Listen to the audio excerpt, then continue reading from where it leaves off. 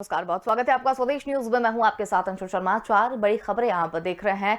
Bulletin शुरू करने से पहले नजर डाल लेते हैं कि आज की चार बड़ी खबर कौन सी है। पहली बड़ी खबर की ओर रुख करेंगे, जहां पर देश में कोरोना की भयावह रफ्तार ने चिंता बढ़ाई है। पीएम मोदी मुख्यमंत्रियों के साथ बैठक करेंगे, ताजा हालात की जानकारी लेंगे। तीसरी लहर में पहली बार कोरोना केस 2.5 लाख के पार पहुंच गए हैं। महाराष्ट्र में 265 पुलिसकर्मियों की मौत हुई है। प्रयागराज माघ मेले में 38 लोग संक्रमित हुए हैं। दूसरी बड़ी खबर मिलेंगे, जहां पर यूपी चुनाव को लेकर दिल्ली में बीजेपी का मंथन जारी है। पीएम मोदी और अमित शाह की अध्यक्षता में भाजपा चुनाव समिति की बैठक में 14 घंटे चली और उम्मीदवारों के नाम पर आज आखिरी मुहर लग सकती है। तीसरी बड़ी खबर मिलेंगे, जहां पर आज दिल्ली दौरे पर मुख्यमंत्री शिवराज सिंह चौहान बीजेपी चुनाव समिति की बैठक में शामिल होंगे। 5 राज्यों के चुनाव की रणनीति पर बैठक होगी और मंथन भी होगा। चौथी और अंतिम बड़ी खबर लेंगे, जहां पर यूपी में दल बदल की राजनीति चरम पर है। स्वामी के बाद मंत्री दारा सिंह का इस्तीफा है। 20 से अधिक नेता इसमें सपा में शामिल हुए हैं और 1 दर्जन से अधिक नेताओं ने बीजेपी का दामन थाम लिया है। और इस दल बदल से नेताओं और पार्टियों पर कितना असर पड़ेगा, ये देखने वाली बात होगी। पहली बड़ी खबर की ओर रुख करेंगे, जहां पर देश में कोरोना के बढ़ते मामलों के मद्देनजर प्रधानमंत्री नरेंद्र मोदी आज यानी गुरुवार को कई राज्यों के मुख्यमंत्रियों के साथ शाम 4:30 बजे वीडियो कॉन्फ्रेंसिंग के जरिए बैठक करेंगे। इस बैठक में कई अहम मुद्दों पर भी चर्चा होने की संभावना है। प्रधानमंत्री नरेंद्र मोदी की राज्य के मुख्यमंत्रियों के साथ बैठक के बाद देश में प्रतिबंधों को और कड़े किए जा सकते हैं। संभवतः इस बैठक में लॉकडाउन पर भी विचार किया जा सकता है, लेकिन अंतिम निर्णय पीएम मोदी ही ले सकेंगे। और इस बैठक के दौरान ऑक्सीजन सिलेंडर, वेंटिलेटर, आईसीयू, पीएससीए संयंत्र, ऑक्सीजन बेड, आईटी हस्तक्षेप, मानव संसाधन और टीकाकरण की स्थिति पर समीक्षा की जा सकती है। और देश में बुधवार को कोरोना वायरस के लिहाज से भयावह दिन रहा। तीसरी लहर में पहली बार 24 घंटे के दौरान 2.45 लाख से ज्यादा केस मिले हैं। और स्वास्थ्य मंत्रालय ने बुधवार को बताया है कि कोरोना की तीसरी लहर के दौरान देश में 14 दिन में ही पॉजिटिविटी रेट 11 गुना बढ़ गया है। 8 राज्यों महाराष्ट्र, बंगाल, दिल्ली, तमिलनाडु, कर्नाटक, उत्तर प्रदेश, केरल और गुजरात का हाई पॉजिटिविटी रेट परेशानी का सबब बना है। अब संसद भवन से 718 कर्मचारी कोरोना संक्रमित हो गए हैं। महाराष्ट्र में कोरोना के 265 पुलिसकर्मियों की मौत भी हुई है। वहीं अब प्रयागराज में आयोजित माघ मेले में कोरोना ने दस्तक दे दी है। यहां पर 38 नए कोरोना केस मिले हैं। और ज्यादा जानकारी के लिए हमारे साथ यूपी एडिटर अकील सिद्दीकी जुड़ गए हैं। जो अकील जी, एक बड़ी बैठक कोरोना को लेकर प्रधानमंत्री नरेंद्र मोदी करने जा रहे हैं, क्योंकि कोरोना जिस तरीके से बढ़ रहा है, काफी केसेस जो हैं उसमें इजाफा देखने को मिल रहा है। ये भी माना जा रहा है कि तीसरी लहर ने दस्तक दे दी है। देखिए, निश्चित तौर पे कोरोना चाहे देश की राजधानी दिल्ली में हो या आर्थिक राजधानी मुंबई में हो या उत्तर प्रदेश में हो, एमपी में हो, उत्तराखंड में हो, बिहार हो, झारखंड हो, ये तमाम जो राज्य, गोवा हो, इसमें बहुत तेजी से वायरस बढ़ रहा है। ऐसे में लेकर कहीं न कहीं देश के प्रधानमंत्री ने भी फैसला लिया कि सभी प्रदेश के मुख्यमंत्रियों से आज वीडियो कॉन्फ्रेंस के जरिए बात करेंगे और कोरोना के हालचाल लेंगे कि कैसे क्या कुछ कितनी तेजी से बढ़ रहा है, स्वास्थ्य व्यवस्थाओं की क्या व्यवस्था है, वहां पर केंद्र के क्या सहयोग राज्यों को चाहिए, इस बात को लेकर आज चर्चा होगी। हालांकि अगर हम उत्तर प्रदेश की बात करें तो 24 घंटे के अंदर 3 से ज्यादा मौतें हुई हैं और रिकॉर्ड तो आंकड़े जो है बहुत तेजी से बढ़ रहे हैं। 24 घंटे में अगर देखा जाए तो 13,000 के पार एक्टिव मरीजें हुई हैं। तो 13,000 से 85 नए मामले उत्तर प्रदेश से ही केवल मिले, जो देश का सबसे बड़ा सूबा है। तो ऐसे में माना जा रहा है जो छोटे राज्य हैं वहां पर भी तेजी से फैल रहा है, क्योंकि लोग कतई मानने को तैयार नहीं है, न जागरूक होने को तैयार है कि अपने बचाव खुद करें। लोग बाहर से ना आए और वहां से अगर आते हैं जाते हैं तो कहीं न कहीं प्रोटेक्ट लें और उनको जो जागरूकता अभियान चला जाए उसका सहयोग करें। हालांकि ये देखने को हमेशा बराबर मिल रहा है कि लोग डर और डर से निकाल चुके हैं। तो इस बात की जानकारी भले जिलाधिकारी की जिम्मेदारी और स्वास्थ्य विभाग की जिम्मेदारी है, लेकिन फिर भी जो है वो उत्तर प्रदेश में देखने को मिल रहा है, मध्य प्रदेश भी मिल रहा है, उत्तराखंड है, हिमाचल है। लोग जो दूरी से प्लेस पे जा रहे हैं वहां पर भी ये देखने को मिल रहा है कि लोग जागरूक नहीं हो रहे हैं। ऐसे में कहने का सोशल डिस्टेंसिंग का पालन ठीक से कर रहे हैं, ना मास्क लगाने की जिम्मेदारी निभा रहे हैं। तो बहुत तेजी से कोविड से वो फैल रहा है। यहाँ तक कि उत्तर प्रदेश में अगर हम बात करें, प्रयागराज में जो मेला चल रहा है वहां पर भी मरीज जो कोविड की जो पेशेंट है वो बहुत तेजी से मिल रहे हैं। मेले में जो पुलिसकर्मी लगाए गए थे वो भी संक्रमित हुए हैं। तो ऐसे में कहीं ना कहीं निश्चित तौर पे क्योंकि बहुत तेजी से फैल रहा है, तो अगर मकर संक्रांति के जो स्नान मेला होना है, माघ मेला, वहां पर भी 38 लोग पॉजिटिव हुए हैं, जिसमें 36 पुलिसकर्मी ही शामिल हैं और 2 अन्य लोग हैं। तो ऐसे में ये माना जा रहा है कि होमगार्ड कांस्टेबल ये जो जब पॉजिटिव हो गए तो माघ मेले में दूर से रही, देश से नहीं विदेशों से लोग भी आते हैं। तो ऐसे में कहीं ना कहीं स्नान के दौरान मुख्यमंत्री ने भी उत्तर प्रदेश के मुख्यमंत्री ने गाइडलाइन जारी किया है। वहां पर भी अलर्ट कर दिया कि बिना जांच के कोई भी माघ मेले में शामिल अब नहीं होगा और ना ही और वहां पर भी जांच की जाएगी। जो भी जिसमें अब वहां पे स्नान मेले के अंदर जो भी जो श्रद्धालु की जांच होगी। तो ऐसे में कहीं ना कहीं अब देश के प्रधानमंत्री इस बात को सुनिश्चित करेंगे कि हर मुख्यमंत्री से बात कर करके स्वास्थ्य सेवाओं की क्या व्यवस्थाएं हैं, अगर ये बढ़ रहा है तो उसको रोकने की रोकथाम के लिए क्या व्यवस्था की गई है। हर राज्यों में लोग जो बाहर से आ रहे हैं उनसे कितना होम क्वारंटीन कितना लोग कराया जा रहा है, क्या व्यवस्था स्वास्थ्य विभाग के लिए बेड को लेकर, ऑक्सीजन को लेकर, मेडिसिन को लेकर, एम्बुलेंस को लेकर, इन तमाम चीजों बिंदुओं पे आज देश के प्रधानमंत्री सभी राज्य के मुख्यमंत्रियों से बात करके सुनिश्चित करने हैं किसी राज्य को कोई व्यवस्था की जरूरत, केंद्र सरकार की जो मदद की जरूरत होगी वो प्रधानमंत्री उस राज्य को उपलब्ध कराते हुए नजर आएगी। बिल्कुल, लेकिन जिस तरीके से मीटिंग यहाँ पर आयोजित की गई है, सभी राज्यों के मुख्यमंत्रियों के साथ भी वो मीटिंग करने वाले हैं और किस तरीके की संभावना जो है वो कोरोना को देखते हुए मिल रही है, क्योंकि कई नागरिकों के मन में कई ये संशय भी है कि शायद लॉकडाउन जैसी स्थिति फिर से बन जाए। देखिए, ये पिछली बार भी देखने को मिला था कि जब सभी राज्यों से प्रधानमंत्री ने बातचीत इस मामले में की थी तो लोग उन्होंने राज्य पे छोड़ दिया था कि राज्य के मुख्यमंत्री ही और वहाँ के जिलाधिकारी ही तय करेंगे कि यदि अगर 1000 से ज्यादा कोविड पेशेंट वहाँ एक्टिव केसेस होते हैं, उनको लगता है कि हालात बेकाबू हो रहे हैं या नहीं रोक पा रहे हैं, तो वहाँ के राज्य के मुख्यमंत्री ही लॉकडाउन लगाएंगे। हालांकि जो राज्य के मुख्यमंत्री ने लॉकडाउन लगाया था वो वीकेंड लॉकडाउन लगाया था, संडे और बहुत ज्यादा सख्ती भी की थी, क्योंकि जो सबसे पहले लेयर में जिसका लॉकडाउन लगा था उसका आर्थिक व्यवस्था को लेकर कहीं ना कहीं विपक्ष ने सरकार पर भी हमला किया था और बहुत ज्यादा लोगों की मौत हुई थी। ऐसे में कहीं ना कहीं केंद्र सरकार ने फैसला न लेते हुए सभी राज्य के मुख्यमंत्रियों पर डाला था। हालांकि 4:30 बजे ये बैठक है और इस बैठक में सभी राज्यों के मुख्यमंत्रियों से जब कोरोना की स्थिति पर वीडियो कॉन्फ्रेंसिंग के माध्यम से जब चर्चा हो जाएगी तो ये जाना जा रहा है या तो राज्य के मुख्यमंत्रियों पे ही फैसला छोड़ेंगे कि वो लॉकडाउन लगा सकते हैं या देश के प्रधानमंत्री भी संबोधित कर सकते हैं, क्योंकि ऐसे में 5 राज्यों में विधानसभा चुनाव है। तो अब चुनाव को मद्देनजर रखते हुए उन 5 राज्यों को छोड़कर ही फैसला लिया जा सकता है, क्योंकि 5 राज्यों में जो चुनाव है वो कहीं ना कहीं अब 3 दिन पर नॉमिनेशन होना शुरू हो जाएगा। तो ऐसे में कहीं ना कहीं उन राज्यों पर महत्वपूर्ण फैसला इसके लिए कि उन राज्य के मुख्यमंत्री ही ले सकते हैं कि बहुत ज्यादा लॉकडाउन न लगा के वीकेंड लॉकडाउन लग सकता है, ये बहुत ज्यादा सख्ती कर देंगे समय समय की, और वोटिंग के दिन या प्रचार प्रसार को मद्देनजर से गाइडलाइन जारी कर देंगे न। तो उस हिसाब से ही आज ये बैठक होने के बाद कई महत्वपूर्ण फैसले 5 राज्यों में भी लिए जा सकते हैं और अन्य राज्यों में कहीं ना कहीं बहुत सख्ती से पालन कराया जाए, क्योंकि बहुत तेजी से कोविड की जो ये नए वायरस की जो वायरस फैल रहा है और कोविड की बहुत तेजी से जो मरीजें मिल रहे हैं, एक्टिव केसेस 1000 से ज्यादा 10,000 से ज्यादा होते जा रहे हैं, 2,000 से ज्यादा। तो इसमें कहीं ना कहीं प्रदेशवासियों को कहीं ना कहीं मौतें न हो, इनको लेकर मुख्यमंत्री आज केंद्र सरकार से बात भी करके प्रधानमंत्री से स्वास्थ्य सेवाओं की आर्थिक जो व्यवस्थाएं हैं वो कहीं ना कहीं सहयोग देती नजर आए। चलिए अखिल जी, बहुत धन्यवाद हमारे साथ जुड़ने के लिए और तमाम जानकारी हमारे साथ साझा करने के लिए।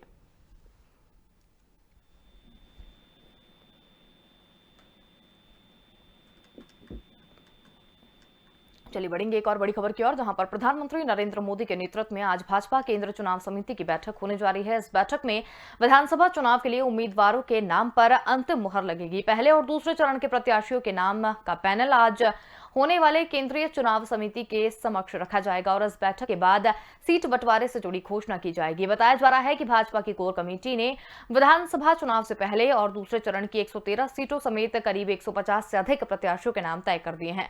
नई दिल्ली में बुधवार को गृह मंत्री अमित शाह, मुख्यमंत्री योगी आदित्यनाथ और चुनाव प्रभारी धर्मेंद्र प्रधान की मौजूदगी में आयोजित बैठक में पश्चिमी यूपी की 71 और ब्रज की 65 सीटों पर प्रत्याशी चयन का मंथन किया गया है। ये बैठक करीब 14 घंटे तक चलने वाली देर रात करीब 1 बजे शुरू हुई और सूत्रों के मुताबिक पहले चरण की 58 और दूसरे चरण की 55 सीटों से अधिकांश सीटों पर प्रत्याशियों के नाम तय कर दिए गए हैं। कुछ सीटों पर प्रत्याशियों की घोषणा सपा और रालोद के प्रत्याशियों की घोषणा के बाद किया जाएगा और इसके अतिरिक्त कुछ ऐसे नामों पर भी मुहर लग सकती है जिन्हें उनकी मौजूदा सीट से चुनाव लड़ाया जाना है।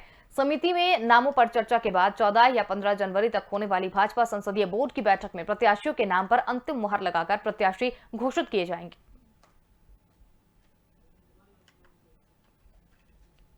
और ज्यादा जानकारी के लिए संवाददाता पवन कुमार हमारे साथ यहां पर जुड़ गए हैं। जी पवन, यूपी चुनाव पर मंथन जो है वो जारी हो गया है, सीटों के नामों पर बंटवारा भी लगभग तय माना जा रहा है। जी पवन जी, हमारी आवाज पहुंच रही है आप तक? जी जी जी जी जी पवन जी, मंथन जो है वो शुरू हो चुका है बैठक को लेकर, और प्रत्याशियों के नामों पर भी मुहर लग चुकी है, और भी क्या जानकारी है? जी बिल्कुल, देखिए उत्तर प्रदेश विधानसभा चुनाव की जो तारीखों का ऐलान के बाद लखनऊ से दिल्ली तक राजनीतिक जो उथल पुथल तेज हो गई है। दिल्ली में बुधवार को यानी कल भी बैठकों का दौर लगातार जारी था। यहीं पहले बीजेपी के टिकट बंटवारे पर चर्चा हुई, उसके बाद में देर रात जो निषाद पार्टी के राष्ट्रीय अध्यक्ष है संजय निषाद करने के लिए बीजेपी दफ्तर में अमित शाह से मिलने पहुंचे। उनके बाद में केंद्रीय मंत्री और अपना दल की जो एसके अध्यक्ष हैं अनुप्रिया पटेल, वो भी उनसे मुलाकात की। उसके बाद में दिल्ली जो बीजेपी ने इस विधानसभा चुनाव में अपना दल इसके अलावा संजय निषाद की जो पार्टी के साथ मिलकर चुनाव लड़ने का ऐलान किया था। हालांकि दोनों पार्टियों को इतनी बुधवार को बैठक हुई, अनुप्रिया पटेल ने अलग अलग उनसे मुलाकात की, और इसी के साथ ही जो अनुप्रिया पटेल की मुलाकात थी, यूपी विधानसभा चुनाव में सीट शेयरिंग को लेकर बातचीत हुई। केंद्रीय मंत्री अपना दल की जो अध्यक्ष है अनुप्रिया पटेल और बीजेपी दफ्तर जब पहुंची तो वहां पर अमित शाह और बीएल संतोष, धर्मेंद्र प्रधान, अनुराग ठाकुर, अर्जुन मेघवाल, अन्नपूर्णा देवी, तो ऐसे तमाम जो बीजेपी दफ्तर में जो वहां के नेता मौजूद थे, वरिष्ठ नेता मौजूद थे, और जो अनुप्रिया पटेल के साथ उनके जो पति आशीष भारतीय जनता पार्टी कार्यालय पहुंचे। तो साथ ही 300 सीटों पर जो स्क्रूटनी जो बंटवारा था, जो चुनावी लड़ने की जो बात चल रही थी दिल्ली में, वो बीजेपी की बैठक में लगभग 300 से ज्यादा के नाम लगभग तय कर दिए गए हैं। बीजेपी नेताओं के बीच जो कल से लगातार जो बैठक चल रही है, चर्चाएं हो रही है। हालांकि यूपी विधानसभा चुनाव को लेकर दिल्ली में जो बैठक है वो खत्म हो चुकी है, और इसी के साथ ही जो खबर है वो केंद्रीय चुनाव समिति की बैठक हो सकती है। इसके बाद में उम्मीदवारों के जो नाम पर मोहर लग सकती, कुछ उम्मीदवारों के नाम पर मोहर लगी, लेकिन उसको अभी उसको सामने नहीं लाया गया है। बताया भी जा रहा है कि 2017 में लगभग 90 सीटों पर बीजेपी चुनाव हार गई थी, लेकिन इसके बाद जो आधी सीटों पर बीजेपी उम्मीदवार बदल सकती है। इसके अलावा भी मंत्रियों की भी सीट बदल सकते हैं, मंत्रियों के सीट भी काटे जा सकते हैं। रिपोर्ट कार्ड अच्छा जिनका नहीं था उनसे भी नाराजगी जताते हुए उनकी भी बीजेपी से टिकट काटी जा सकती है। जी बिल्कुल पवन, लेकिन जिस तरीके से देखने को मिल रहा है कि नामों पर मंथन तो अभी भी लगातार जारी है, और भी जो दल बदल की जो चीजें देखने को मिल रही हैं, क्या उसका भी कुछ असर पड़ता हुआ दिखाई दे रहा है? इस प्रकार से बीजेपी में जो घमासान जारी है, मंत्रियों का लगातार मंत्री जो हैं वो दारा सिंह चौहान हो गए, स्वामी प्रसाद मौर्य हो गए, उनके साथ भी तमाम जो और भी विधायक दल के विधायक हैं वो भी बीजेपी से लगातार अपना किनारा करते हुए दिखाई दे रहे, जिसको लेकर भी तमाम बातें दिल्ली में बीजेपी दफ्तर में हो रही हैं। और इसी के साथ ही 2022 के चुनावी जो रणनीति है बीजेपी की, तो वो कहीं ना कहीं जो सपा की ओर जो बीजेपी के जो मंत्री हैं, विधायक हैं, वो लगातार उनकी तरफ जाते हुए दिखाई दे रहे। इससे भी तमाम जो चर्चाएं है उस पर भी जो चर्चाएं चल रही थी, क्योंकि डिप्टी सीएम केशव प्रसाद मौर्य को भी ये जिम्मेदारी दी गई थी कि इस प्रकार के जो आपने पार्टी से जो मंत्री विधायक क्यों नाराजगी जताते हुए अलग होते जा रहे, तो इसको लेकर भी तमाम जो चर्चाएं थी, बातें थी, उससे भी लगातार बीजेपी यहाँ उत्तर प्रदेश से लेकर दिल्ली तक बातें मंथन चल रही हैं। जी चलिए, बहुत धन्यवाद पवन, हमारे साथ जुड़ने के लिए और तमाम जानकारी हमारे साथ साझा करने के लिए।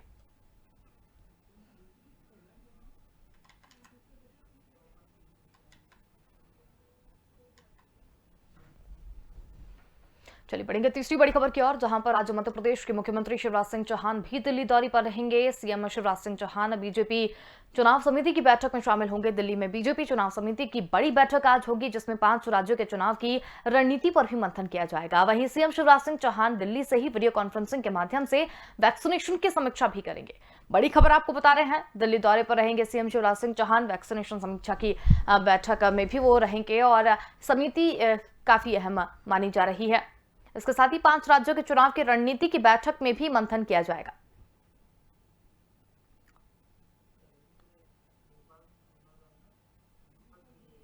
और ज्यादा जानकारी के लिए हमारे साथ संवाददाता दीपक द्विवेदी हमारे साथ यहाँ पर जुड़ गए हैं। जी दीपक, दिल्ली दौरे पर है आज सीएम शिवराज सिंह चौहान, क्या कुछ अधिक जानकारी? जी, आज शिवराज सिंह चौहान बीती शाम दिल्ली रवाना हो गए थे भोपाल से, और वहां पहुंचकर आज वे मुख्यमंत्री सभी राज्यों के मुख्यमंत्री एकत्रित हुए हैं, और जो संसदीय कार्य समिति की बैठक के जो जो सदस्य हैं जो उस बैठक में शामिल होने वाले हैं, उसको लेकर 2 बैठक की गई है। पहली बैठक होगी कोरोना समीक्षा को लेकर, जो सभी राज्यों में किस तरह से कोरोना फैल रहा है और उसे रोकने के और किस तरह से वैक्सीनेशन को डोज बढ़ाना, इसको लेकर प्रधानमंत्री वर्चुअली सभी से बैठक करेंगे। उसके बाद फिर यह जो 5 राज्यों में चुनाव है, उत्तर प्रदेश, मणिपुर, उत्तराखंड, गोवा और पंजाब समेत जो इन 5 राज्यों में चुनाव है, इन चुनावों की रणनीति तैयार की जाएगी, जिसमें यह मंथन किया जाएगा कि जो यूपी में जिस तरह से जो 2 मंत्रियों ने अपना इस्तीफा दिया है, केशव प्रसाद मौर्य और दारा सिंह ने, तो डैमेज कंट्रोल किया जाएगा। बता दें यूपी में कल 14 घंटे तक लगभग इसी बात को लेकर मंथन किया गया है कि आखिरकार 2 विधायक और तादाद में अचानक से पार्टी छोड़कर जा रहे हैं। और चलिए, हमारा तकनीकी कारणों से संपर्क टूट गया, उनसे संपर्क साधने की कोशिश हम कर रहे हैं। बड़ी खबर आपको लगातार बता रहे हैं, जहां पर दिल्ली दौरे पर सीएम शिवराज सिंह चौहान है। सीएम शिवराज सिंह चौहान बीजेपी चुनाव समिति की अहम बैठक में शामिल होने पहुंचे हैं। बताया जा रहा है कि बीती रात ही वो दिल्ली की बैठक में शामिल होने के लिए निकल गए थे। 5 राज्यों के चुनाव की रणनीति की बैठक में भी काफी मंथन किया जाएगा। आपको बता दें कि आने वाले 5 राज्यों के चुनाव पर अहम बैठक का आयोजन किया गया है। इसी बैठक में शामिल होने के लिए मध्य प्रदेश के मुख्यमंत्री शिवराज सिंह चौहान कल बीती रात रवाना हो गए दिल्ली के लिए। आज दौरे पर हैं। 5 राज्यों के चुनाव की रणनीति की बैठक में मंथन यहां पर किया जाएगा। और इसके साथ ही दिल्ली दौरे पर आज सीएम शिवराज सिंह चौहान है। कोरोना को लेकर भी एक चिंता का विषय लगातार बना हुआ है। कोरोना को लेकर भी समीक्षा बैठक वो करेंगे। इसके साथ ही दिल्ली में बीजेपी चुनाव समिति की अहम बैठक यहां पर की जाएगी। 5 राज्यों के चुनाव होने वाले हैं और उसको लेकर बैठक की गई है। और इसी बैठक में शामिल होने के लिए सीएम शिवराज सिंह चौहान बीती रात ही रवाना हो गए थे। एक बार फिर हमारे साथ संवाददाता दीपक द्विवेदी हमारे साथ यहाँ पर जुड़ गए हैं। जी दीपक, क्या कुछ अधिक जानकारी? जो डैमेज कंट्रोल जो यूपी में हुआ है उसे संभालने को लेकर भी इसमें रणनीति बनाई जाएगी। जो 5 राज्यों में चुनाव हो रहे हैं उनमें किन विधायकों को जो पूर्व से निर्वाचित है या अन्य किन विधायकों को टिकट देना, इस विषय पे भी मंथन किया जाएगा। इसी तब मंथन के दौर को लेकर मुख्यमंत्री शिवराज सिंह चौहान दिल्ली दौरे पर हैं और आज यह दिन भर पूरी कार्य समिति की बैठक में पूरा निर्णय लिया जाएगा। जो 5 राज्यों में चुनाव हो रहे, किस तरह बीजेपी को प्रचंड बहुमत दिलाना है। तो प्रधानमंत्री सभी से वर्चुअली मीटिंग करेंगे।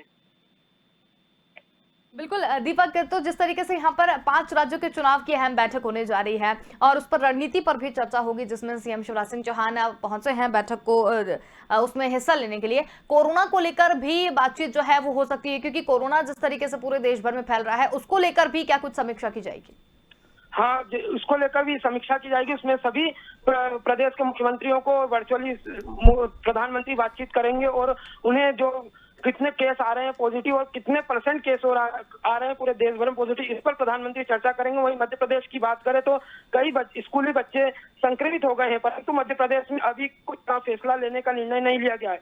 मुख्यमंत्री शिवराज सिंह चौहान ने कल भी कहा था कि प्रतिदिन 3 बजे समीक्षा बैठक होगी, उसके बाद ही निर्णय लिया जाएगा। वहीं आज की बात करें तो मध्य प्रदेश में कई बच्चे संक्रमित हुए हैं, स्कूली बच्चे, परंतु अभी स्कूल बंद करने को लेकर कोई निर्णय नहीं लिया गया है। चलिए दीपक, बहुत धन्यवाद हमारे साथ जुड़ने के लिए और तमाम जानकारी हमारे साथ साझा करने के लिए। बड़ी खबर आपको बता रहे हैं, दिल्ली दौरे पर सीएम शिवराज सिंह चौहान। 5 राज्यों के चुनाव की रणनीति की पर बैठक में मंथन होगा।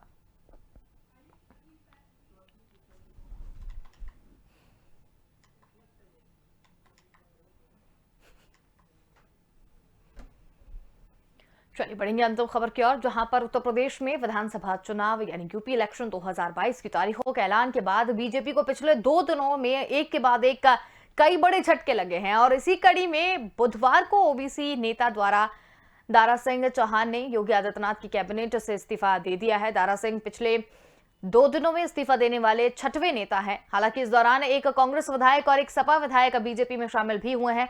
बीजेपी के नेताओं की दिल्ली में उत्तर प्रदेश चुनाव को लेकर अहम बैठक हो रही है। और इसी बीच मंगलवार को कैबिनेट मंत्री और बड़े नेता स्वामी प्रसाद मौर्य ने योगी कैबिनेट से इस्तीफा दे दिया है। और इसके अलावा बीजेपी विधायक अवतार सिंह भड़ाना ने भी पार्टी से इस्तीफा दे दिया है और राष्ट्रीय लोकदल में शामिल हो गए हैं। वहीं मौर्य के समर्थक माने जाने वाले 3 विधायकों ने भी इस्तीफा देने का ऐलान किया है। मंगलवार को बीजेपी के तिंदवारी से विधायक ब्रजेश प्रजापति, तिल्हार से विधायक रोशनलाल वर्मा और बिल्हौर से विधायक भगवती सागर ने भी मौर्य के बाद इस्तीफा दे दिया है। हालांकि इस दौरान बीजेपी में कांग्रेस विधायक नरेश सैनी और सपा विधायक हरिओम यादव बुधवार को शामिल हुए। हरिओम यादव मुलायम सिंह यादव के रिश्तेदार हैं और 403 विधानसभा सीटों वाले यूपी में 10 फरवरी से 7 मार्च तक विधानसभा चुनाव होने हैं। नतीजे 10 मार्च को आएंगे और ऐसे में उत्तर प्रदेश में दल बदल की राजनीति चल रही है, उससे नेताओं और पार्टियों पर कितना असर पड़ेगा, इससे दल बदल से कितना आगे किसको फायदा होगा और कितना किसको नुकसान होगा, क्या यह दल बदल की राजनीति पार्टियों का तय हुआ है? चुनावी गणित इससे बिगड़ सकता है। और ज्यादा जानकारी के लिए यूपी एडिटर अकील सिद्दीकी हमारे साथ यहाँ पर जुड़े हुए हैं। जी अकील जी, दल बदल की ये जो राजनीति है कितना असर डालेगी आने वाले चुनाव पर? देखिए, बहुत ज्यादा डालेगी, क्योंकि निश्चित तौर पे जिस तरह अब चुनाव में बहुत कम समय बचा है, ऐसे में दल बदल का खेल शुरू ही इतिहास रहा उत्तर प्रदेश का कि जब भी चुनाव उत्तर प्रदेश में विधानसभा का चुनाव जब भी हुआ है, वो कहीं ना कहीं दल बदल की राजनीति जरूर हुई है। चाहे वो बीजेपी की गवर्नमेंट 2000 के आसपास रही हो, 2002 में जब गठबंधन में रही हो, या मायावती के दौर 2008 में रही हो, 7 में 8 में रही हो, उसके बाद भी जब 2012 आया, सपा की सरकार आई, तो उसके चुनाव से पहले भी दल बदल का खेल हुआ। 2017 की बात करें, जब बीजेपी गवर्नमेंट आई 14 साल के बाद, तभी दल बदल का खेल हुआ था। यही स्वामी प्रसाद मौर्य बसपा से जाकर बीजेपी की गोद में बैठे थे। अब 2022 का चुनाव है, तो ऐसे में बीजेपी की गोद से निकल के समाजवादी पार्टी की तरफ जाता हुए नजर आ रहा है। अब निश्चित तौर पर कैबिनेट मिनिस्टर है और पिछड़ा जो चेहरा है पूर्वांचल का, वो बड़ा चेहरा है स्वामी प्रसाद मौर्य। दारा सिंह चौहान कैबिनेट मंत्री, 1 कैबिनेट मंत्री रहे हैं, वो भी कहीं ना कहीं पूर्वांचल से आते हैं, मऊ की सीट से आते हैं, तो कहीं ना कहीं वो भी एक बड़ा चेहरा पिछड़े गए। तो अब देखिए, जो भी उत्तर प्रदेश में जब चुनाव से पहले की जो राजनीति थी, वो विकास को लेकर हर मन से बात होती थी, चाहे वो बीजेपी रही हो, चाहे वो सपा रही हो। हालांकि देखिए, चुनाव जितनी करीब आती जा रही है, फिर चुनाव विकास का नाम गायब होता जा रहा है और जाति आधार पर टिकट बंटवारा, अगड़ा पिछड़ों को लेकर राजनीति और अगड़ों पिछड़ों को लेकर टिकट बंटवारा, यानी चुनाव सीधे सीधे फिर उसी पे आ रहा है। विकास के मुद्दों पर चुनाव कभी उत्तर प्रदेश में हुआ है, न होगा। अगर इससे पहले भी यही देखने को मिला और फिर भी उसी मूड से चुनाव होता जा रहा है। लोग दल बदल का खेल खेल रहे हैं कि हम पिछड़ों को लेकर चल रहे हैं, वो पार्टी पिछड़ों को नहीं लेके चलती, वही समाज को नहीं लेके चलती, वो समाज को नहीं लेके चलती है। अब वही चीज चुनाव के पहले फिर भी वही चीजें हो गई और उसी पे खेल शुरू हो गया है। हालांकि बीजेपी की कहीं ना कहीं समीकरण बिगड़ सकता है, क्योंकि जो 2 पिछड़े चेहरे बड़े थे कैबिनेट मिनिस्टर से, वो अब छोड़ के कहीं ना कहीं दूसरे जा रहे हैं जो समाजवादी पार्टी के संपर्क में है। ऐसे में माना जा रहा है कल वो 2 कैबिनेट मिनिस्टर, वो स्वामी प्रसाद मौर्य और दारा सिंह चौहान, ये दोनों लोग समाजवादी पार्टी का दामन तल थाम सकते हैं। तो ऐसे में कहीं ना कहीं समीकरण बीजेपी का बिगड़ेगा। बीजेपी का 2 दिवसीय बैठक अभी 3 दिन से चल रहा है दिल्ली में। ऐसे में अमित शाह ने पूरी जिम्मेदारी उठाई है वहां पर। हालांकि टिकट पहली फेज से जो टिकट का बंटवारा होना है, तकरीबन 125 टिकटें जो है वो फाइनल हो चुकी, जो पश्चिमी यूपी में होना है। इसको लेकर कल कहीं ना कहीं ऐलान हो सकता है। मुख्यमंत्री योगी आदित्यनाथ, गोरखपुर से जो कयास लगाया जा रहा था, वो अब अयोध्या से हो गया कि अयोध्या से वो चुनाव लड़ेंगे, भारतीय जनता पार्टी उनको वहां से टिकट देगी। तो ऐसे में कहीं ना कहीं वो जब वहां से चुनाव लड़ेंगे तो एक समीकरण वहां के आसपास मंडल में वो जरूर डालेंगे। पूर्वांचल में अयोध्या से लड़ने से कहीं ना कहीं दूसरा एक मैसेज पास होगा, उसका कहीं ना कहीं भारतीय जनता पार्टी फायदा उठाएगी। अब ऐसे में कहीं ना कहीं जब दूसरे इस दल से लोग जो निकल के जो पिछड़े वर्ग के जो चेहरे, बड़े चेहरे थे, वो दूसरे दल में जाएंगे, तो उसका भी लाभ उनको मिलेगा। क्योंकि स्वामी प्रसाद मौर्य उत्तर प्रदेश के आखिरी छोर से आते हैं, जो पडरौदा से श्रीनगर पड़ता है, वहां की सीट से वो आते हैं। और ऐसे कहीं ना कहीं वो जब बीएसपी से निकले थे तो बीएसपी में बड़ी भगदड़ मची थी और उसके बाद कहीं ना कहीं बीएसपी जो 80 सीटें थी वो भी समिट के 17 सीटें 19 सीटें हो गई थी। तो ऐसे में ये भी माना जा रहा है कि स्वामी प्रसाद मौर्य जिस तरह बीजेपी से दूसरे दल में गए हैं, उनके साथ कई और विधायक होके वो भी जा रहे हैं, उससे दूसरे दल में जाएंगे उनके साथ। दूसरे कैबिनेट मिनिस्टर भी उन्होंने इस्तीफा दिया। तो ऐसे में कहीं ना कहीं जो जिस दल में जाएंगे वो तक मजबूत होगा। पिछड़ा वर्ग का वोट बैंक को लेकर कहीं ना कहीं फिर से समीकरण बनेगा और राजनीति होगी। तो ऐसे में अब देखना होगा कि डैमेज कंट्रोल बीजेपी कैसे करती है। और जिस दल से कांग्रेस की अगर बात करें तो पश्चिमी यूपी में इमरान मसूद जैसे बड़े चेहरे थे, वो अपनी घर वापसी करते हुए समाजवादी पार्टी में शामिल हुए हैं। उनके साथ साथ 2 अन्य विधायक थे, वो उन्होंने बीजेपी का दामन थामा है। तो अब बीजेपी के सब 2 विधायक जा रहे हैं तो 2 विधायक आ भी रहे हैं। तो ऐसे में डैमेज कंट्रोल उन चेहरों पे कैसे करते हैं, टिकट बंटवारे कैसे करते हैं, इन पर भी कहीं ना कहीं एक समीकरण बैठाई जाएगी और बैठाने के बाद ही चुनाव होगा। लेकिन चुनाव केवल राजनीति, पिछड़े और अगड़ों को लेकर ही होगा, न कि विकास को लेकर। चलिए अकील जी, बहुत धन्यवाद हमारे साथ में जुड़ने के लिए और तमाम जानकारी हमारे साथ साझा करने के लिए। और फिलहाल के लिए इस बुलेटिन में इतना ही। देखते रहिए स्वदेश न्यूज, क्योंकि सबसे पहले देश।